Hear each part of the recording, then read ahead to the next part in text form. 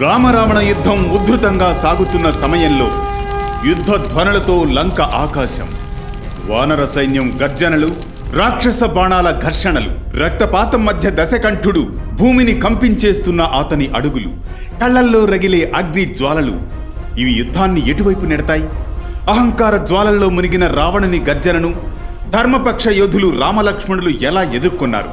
రణరంగంలో జూలు విదిల్చిన దశకంఠ గర్జన, రాక్షస రాజుకు ఎదురు తిరిగిన లక్ష్మణ ప్రతిన.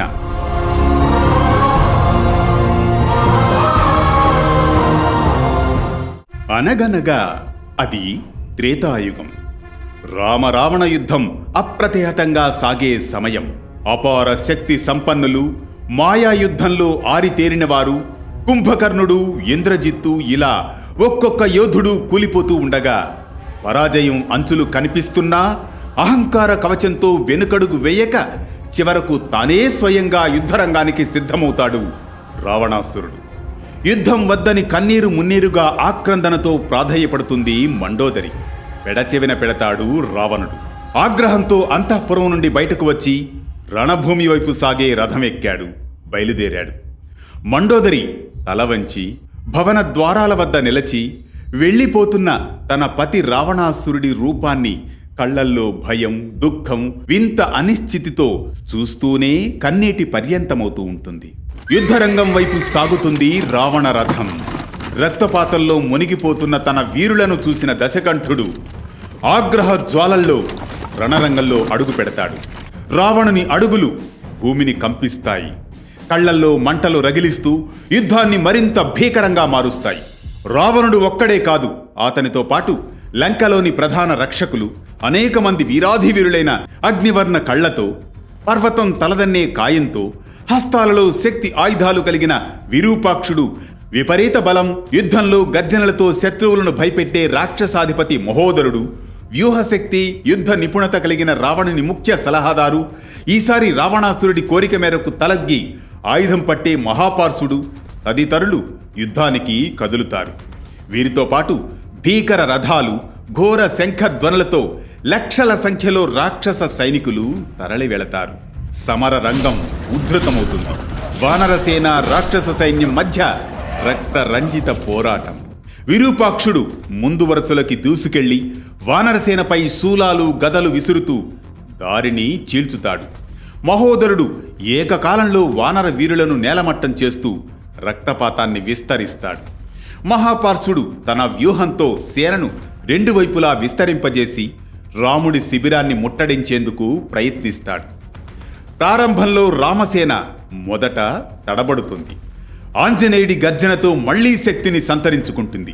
విరూపాక్షునితో అతను భీకర సమరం సాగిస్తాడు. ఆంజనేయుడు విరూపాక్షుని ఒక గుద్దుతాడు. రథం విరిగిపోతుంది. అతను నేల కొరుగుతాడు.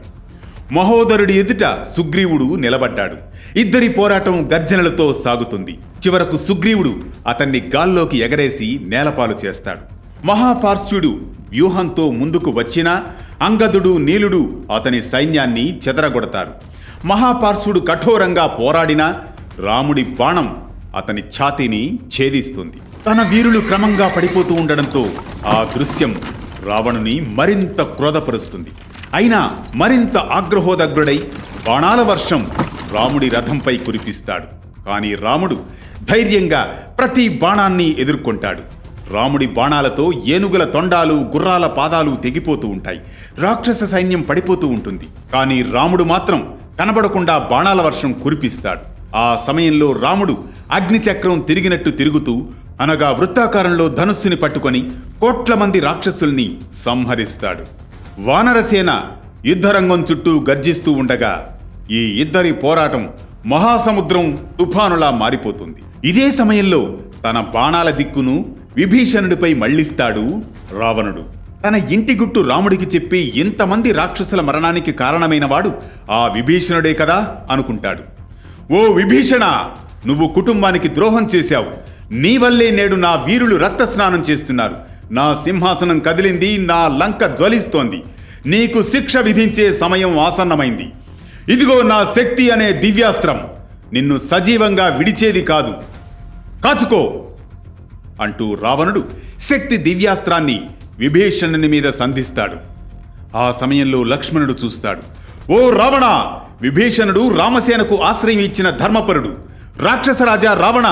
నీ దుష్ట బాణం విభీషణుడికి ఎట్టి పరిస్థితుల్లో తాకనివ్వను అంటూ ఎదురుగా దివ్యమైన బాణంతో ఎదుర్కొంటాడు లక్ష్మణుడు. అంతే, లక్ష్మణుని బాణవర్షం రావణుడి చేతిని గాయపరుస్తుంది. శక్తి బాణం గాల్లో ఆగిపోతుంది. హా లక్ష్మణ!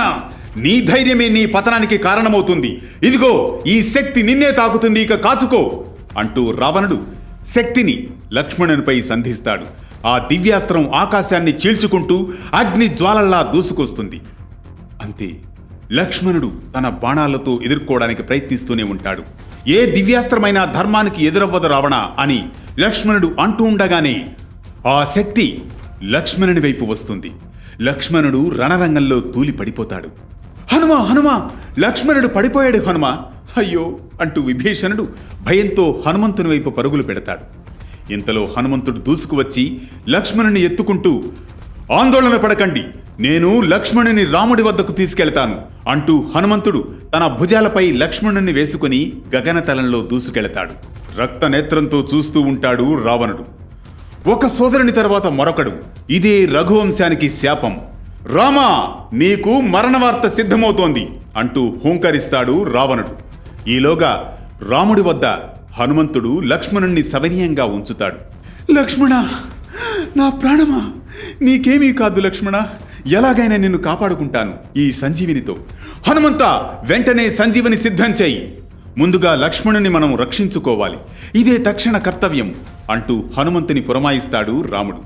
ప్రభు, మీరు ధైర్యంగా ఉండండి, నేను సముద్రాన్ని దాటే వానరం, ఔషధం తెచ్చి లక్ష్మణుని మళ్లీ యుద్ధానికి తీసుకొస్తాను అనగానే ఆ రాముడు హనుమంతుడి భుజంపై చెయ్యి వేసి అతని ధైర్యాన్ని ఆమోదిస్తాడు. అలాంటి తరుణంలో రావణుణ్ణి రామలక్ష్మణులు ఎలా ఎదుర్కొన్నారు? అహంకార జ్వాలల్లో మురిగిన నాయకుడు విధ్వంసాన్ని ఆహ్వానిస్తాడు. కానీ ధర్మబద్ధుడైన యోధుడు సమాజ రక్షణ కోసం తన శక్తిని వినియోగిస్తాడని తెలిపే అనగనగాలోని నేటి ఘట్టమే రక్తరంజిత పోరాటంగా రామరావణ యుద్ధం, రణరంగంలో జూలు విదిల్చిన దశకంఠ గర్జన, రాక్షసరాజుకు ఎదురు తిరిగిన లక్ష్మణ ప్రతిన. ఇది కేవలం ఒక పురాణ కథనం కాదు, ప్రతిరోజు మన ఆలోచనలలో జరిగే నైతిక పోరాటానికి ప్రతిరూపం. రోజువారీ వేటు న్యూస్ అనగనగా కథా పయనంలో ఈ క్షణం తీసుకునే ఈ విరామం రేపటి ప్రారంభానికి మరో శ్రీకారం.